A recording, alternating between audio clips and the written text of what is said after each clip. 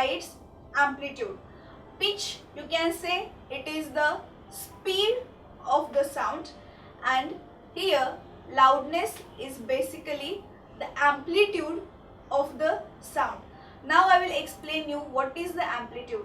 The magnitude of maximum displacement of a particle in a medium on either side by the mean value is called amplitude of the wave, and it is represented by capital A. Its unit is same as that of density or pressure. Now here amplitude depends upon the force which is an object is made to vibrate. Now here when sound waves move away from source, amplitude and loudness decreases. Now here I will show you what is mean by amplitude. Now in the last figure I had Bob which was performing motion from point O to A and again O to B. Now here it is traveling from this point to this point. So here the maximum displacement is between O to A and also from O to B. So this distance, suppose this distance is capital A. So this is the amplitude of the motion. So or we can say this is the amplitude of the wave. Now my loudness, here I had mentioned the last sentence as when the sound waves move away from the source, its amplitude and loudness decreases. That means the quality of here loudness, you know loudness. If someone is shouting, we will say that he is louder, and when he is speaking slowly, we will say he is speaking softer. So this is calculated by amplitude of the sound, and definitely when sound waves move away from a source, its amplitude and loudness decreases.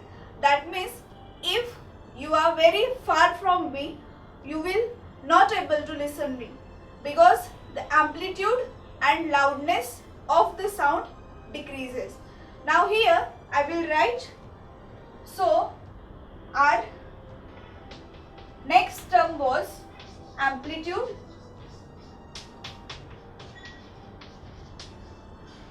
it is A, and it counts loudness of the sound.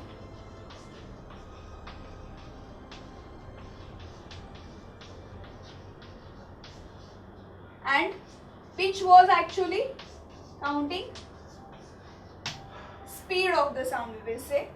Now here the characteristics of sound, there is one more characteristics of the sound which is quality of the sound. It is also known as timbre. It enables us to distinguish one sound from another sound having same pitch and loudness. That means if there are two sounds which are speaking with same frequency and even volume is same, then we can say, means we can differentiate these two sounds by the quality of sound which is timbre. The sound which is more pleasant is said to be in rich quality, and sound of single frequency is called tone. The sound which is produced due to mixture of different frequencies is called note. Now here I will mention here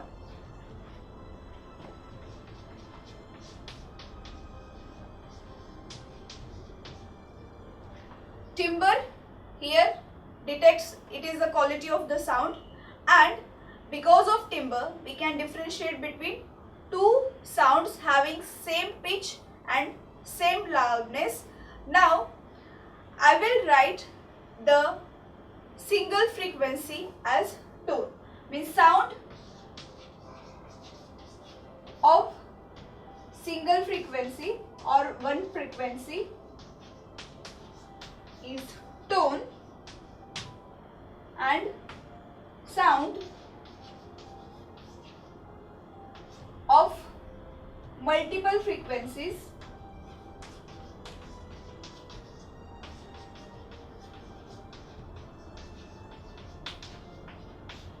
is called the note. Now in the music that we listen, there are mixture of frequencies, but they are arranged properly, so they are pleasant to listen. So music is a rich quality and hence it is pleasant to listen, but noise is unpleasant to listen. Now if you remember, in previous standard we had distinguished between the music and noise. I will repeat that here for you. I will revise that. Actually, music is a sound in which there is regularity between the loudness and the pitch of the sound.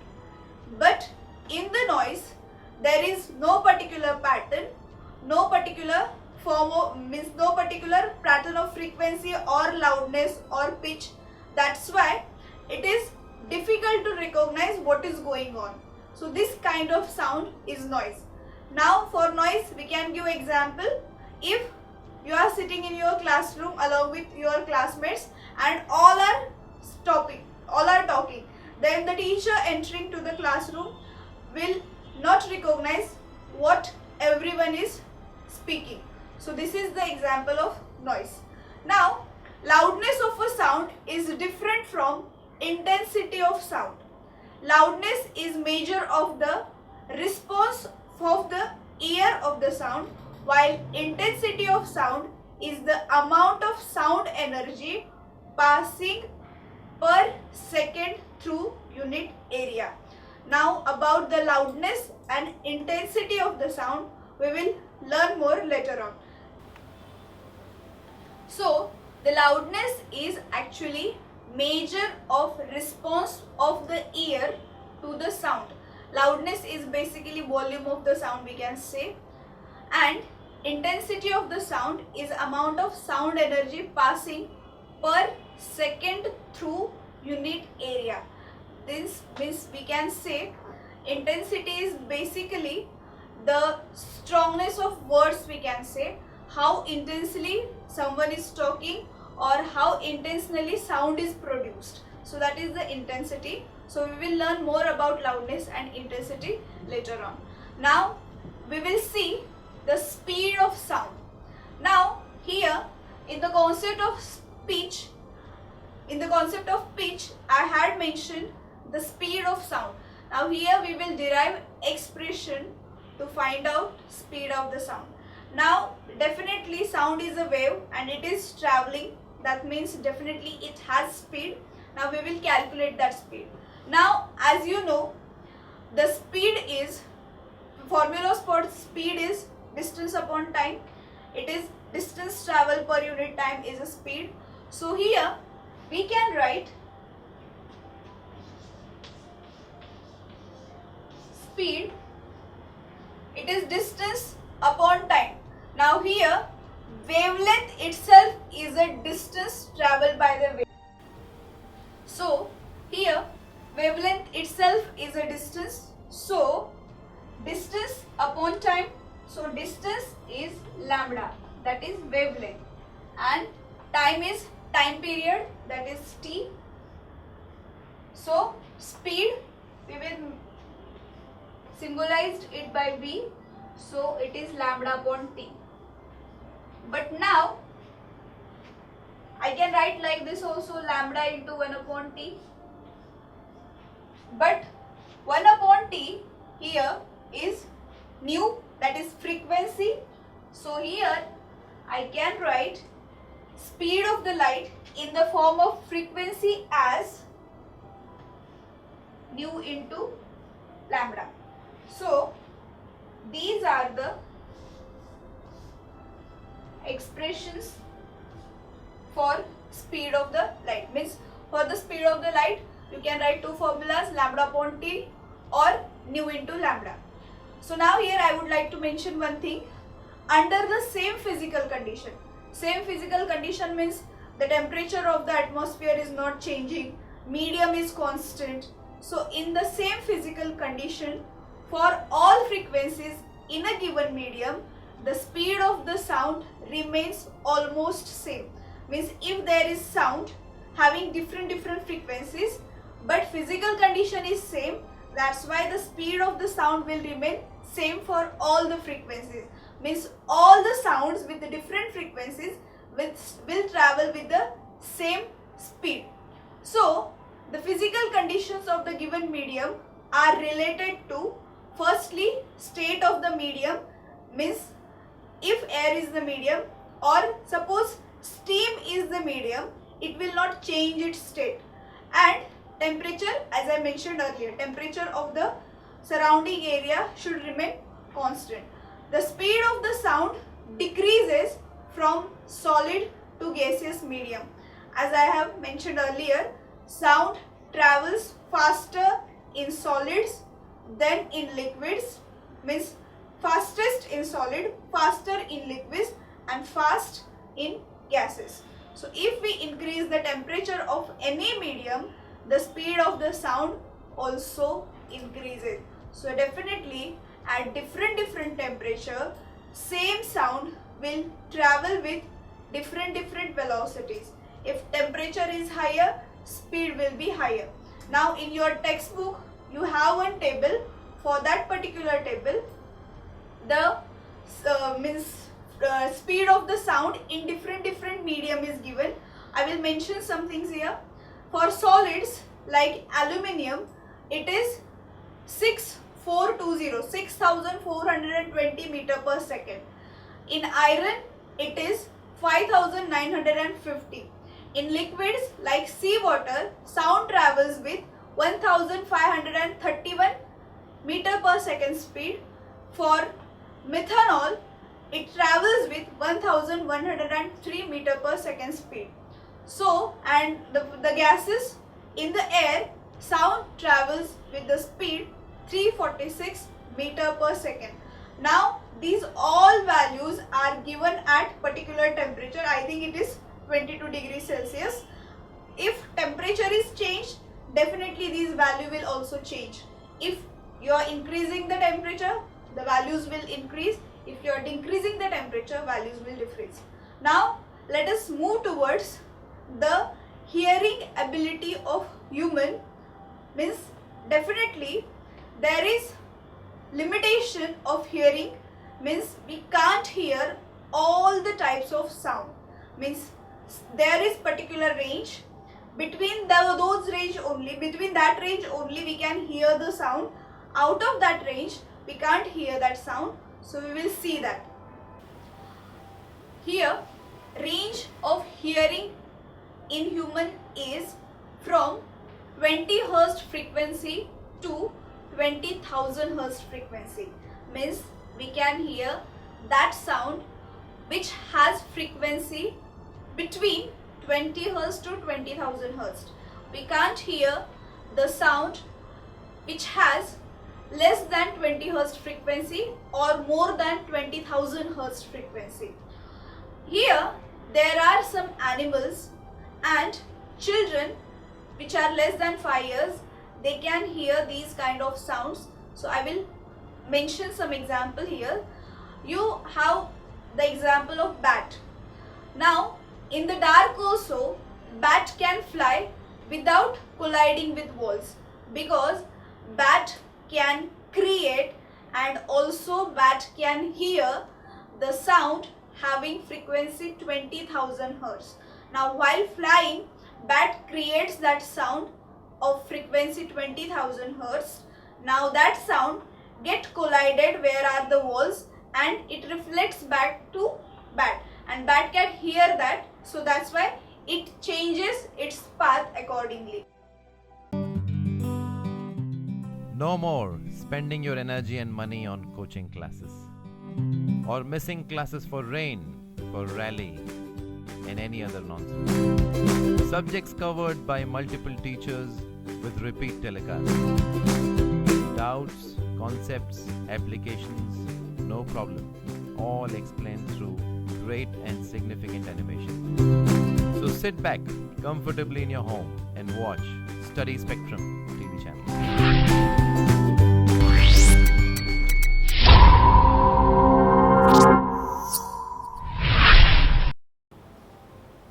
So there are some animals like dogs, rats, children below 5 years of the age are able to hear this kind of sound.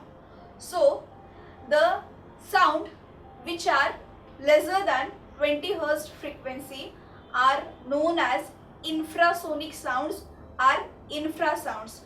For example, vibrations produced by pendulum, sound produced before the earthquake by the vibration of earth's surface.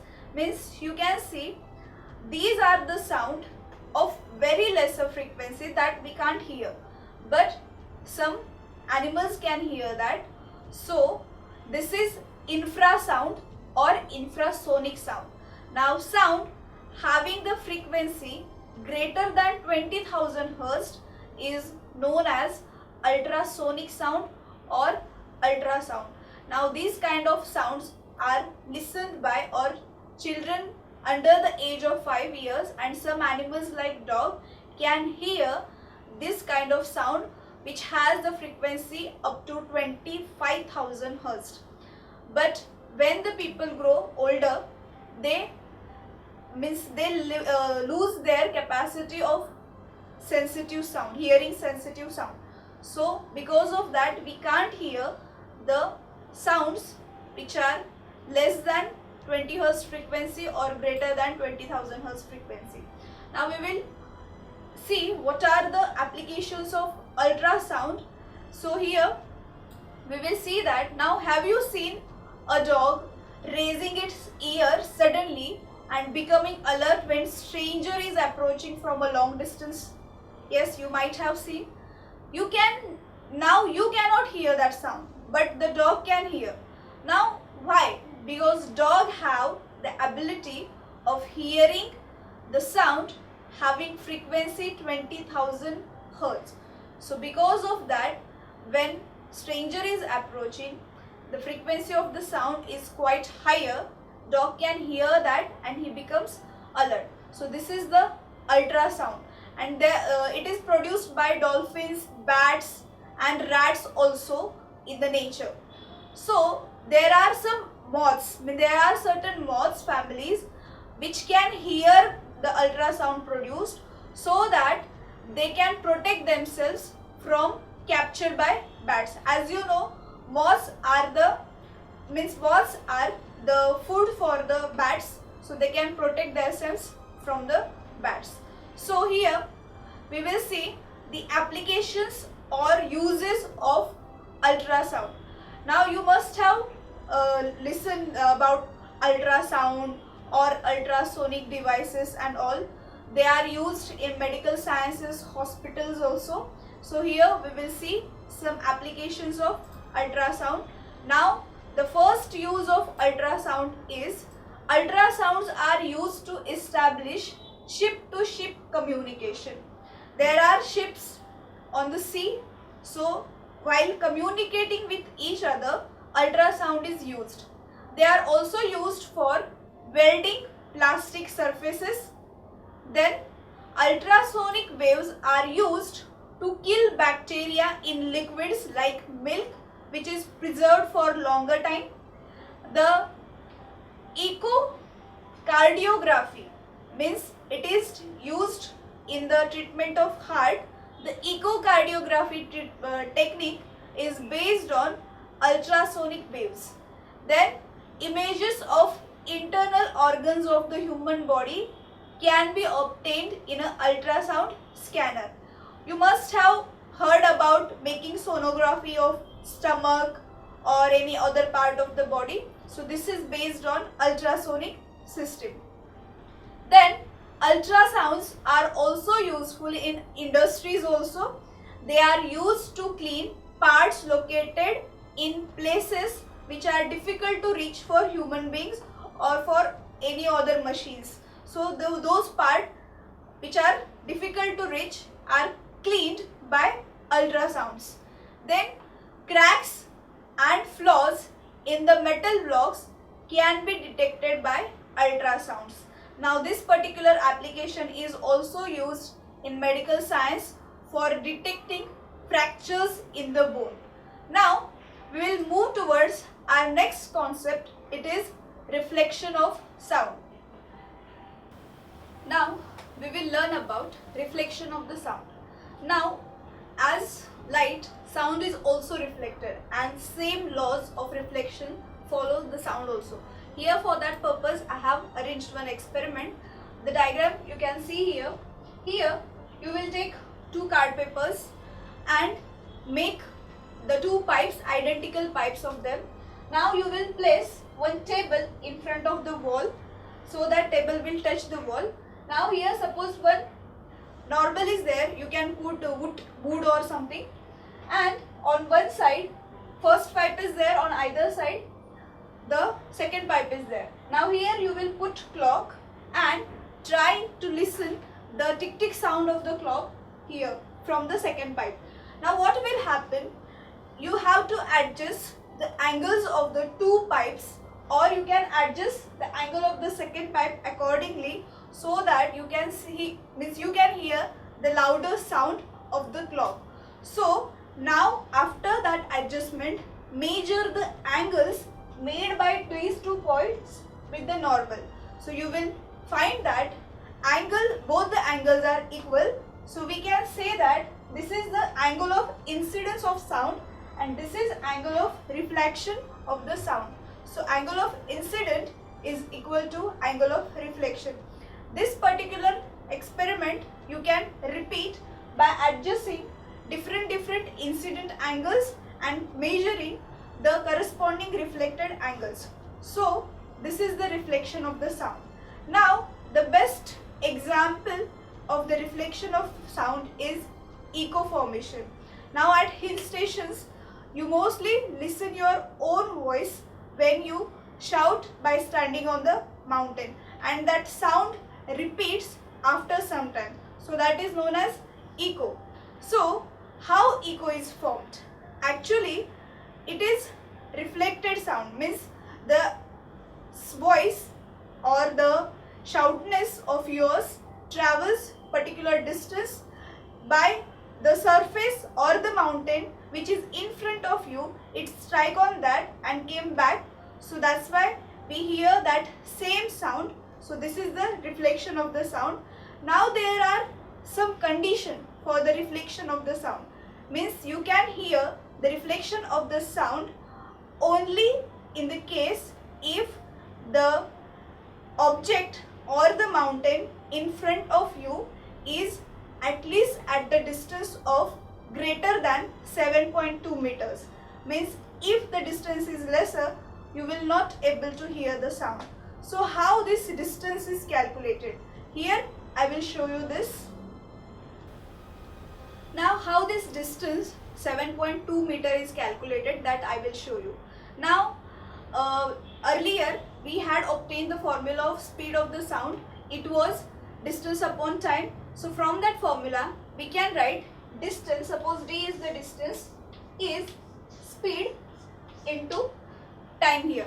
So velocity of sound is 344 meter per second at 22 degrees Celsius in air. From that table we got that value.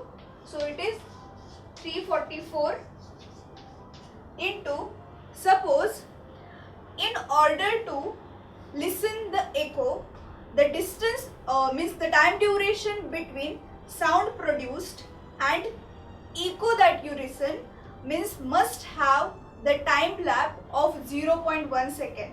Means the time duration should be 0.1 second, otherwise the two sounds will get mixed and you will not able to hear them. So time here is 0.1. So if you will multiply this, you will get the total distance 34.4 meter. Now this is total distance, means sound is going towards the surface, reflecting surface, and coming back. So this is the total distance. So the half of them is the actual distance. So the half value of 34.4 is 70.2. So this much distance is required for the reflection of the sound. Now definitely this condition will change according to physical circumstances. If medium is changed or temperature is changed, then this condition may differ, but the approximate value of the distance is 17.2 meter. Now we will move to our next concept. It is known as reverberation. Actually, if you have visited any hall, or suppose you are sitting in a room and room is quite bigger, and you will play one song at full volume. So what will happen? The sound will get reflected again and again, and the music that you are listening or the song you are listening will be the formation of echo. So this is the example of reverberation. So reverberation is phenomena in which the sound is reflected again and again. So repeated reflection of sound waves from walls combine to build up what seems to be a continuous sound. So this result in the persistence of sound called as reverberation. So this particular reverberation is seen in public halls or auditoriums. Now, to minimize reverberation, public halls or auditoriums are constructed accordingly so that to avoid the reverberation here. So this is important phenomena in order to build large scale construction, just like halls or auditoriums and all. So we have to consider the concept of reverberation there in order to avoid continuous sound. After reverberation, our next concept is sonar. Now this particular phenomenon is used in measuring the depth of sea in the ships. Now let us see. Sonar is an acronym for sound navigation and ranging. So that is SNAR. So O is added here. So SO is for sound. So sonar measures the distance, direction and speed under the water, which means under the water objects, using ultrasonic waves. I will repeat. Sonar measures the distance, direction and speed of underwater objects using ultrasonic waves. Sonar consists of a transmitter and a detector. It is installed in a ship or a boat, that you can see in the figure. Here you can see, here transmitter is there, receiver is there. Transmitter transmits a pulse. So this is the transmitted pulse. When object comes in between the path, from that object it gets reflected, and the reflected pulse is received by receiver here. So the transmitter produces and transmits ultrasonic waves. These waves travel through the water and get reflected after striking the object on the sea level. So the reflected waves are captured or received or detected by the receiver. So the distance traveled by that pulse and we can say the speed of the ultrasonic sound, by using that we can find the required depth of the sea or required position of this object below the sea level that we have to find. Now if I explain you how this distance is calculated, actually the detector which receives the signal here detects the reflected pulse and converts the ultrasonic waves into electrical signals, which are appropriately interpreted. The time interval between transmission and reception of the ultrasound is recorded, means we have time interval, and by knowing the speed of sound inside the water, and considering the time interval, distance is calculated. Definitely they will use this formula, velocity of sound into time, and accordingly the distance of the object is calculated. Now by using sonar techniques, we can determine the depth of the sea. It is also useful to locate underwater hills, valleys, submarines, icebergs, then sunken ships, etc. So this is very useful in sea techniques. So next topic we have here human ear. Definitely we are talking about sound, so definitely we will see the human ear. Now here for that purpose, you can see here I have drawn human ear, having naming their different parts. Now human beings hear sound through one of its most important organ, definitely the ear. It converts pressure variation with audible frequencies into electrical signals that travel through brain via auditory nerve. There are three major parts: external, middle and internal. Here you can see this is outer ear, external, middle ear, and this is internal. Then the external part called pinna, that you can see in the figure, collects the sound which is carried by auditory canal to the eardrum. Here you can see here auditory canal which carries the sound to eardrum, which is interior part. Then the eardrum is a thin membrane. It is set into vibration due to sound reaching it. It vibrates, that's why it is known as eardrum. When a compression of medium reaches the eardrum, the pressure outside the membrane increases and the forces the eardrum inwards. Definitely because of that pressure, it bends inwards. The eardrum moves outwards when rarefaction reaches to it, and the eardrum moves out when rarefaction reaches to it, and the eardrum vibrates. The vibrations are amplified and carried to the inner part of the ear, that you can see here. A part of the auditory nerve connects the part of inner ear to the brain. So there is a spiral chamber like a small shell in the inner ear called, it is cochlea. You can see this spiral part.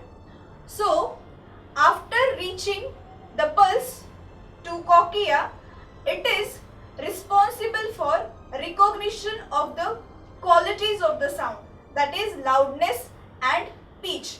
Means cochlea detects loudness and pitch of the sound. Then in cochlea, the vibrations received from the eardrum are converted into nerve impulses or electrical signals, then which are sent to brain through auditory nerve. You can see here is the auditory nerve. Then the brain then misinterprets them as sound. The amplitude of vibration of membrane gives the brain a measure of loudness of a sound being heard. So in this way, sound is processed inside the ear and we can detect the sound. So this is the perfect way how sound is detected in our ear and brain. So this was our last part. So I will summarize the whole chapter here.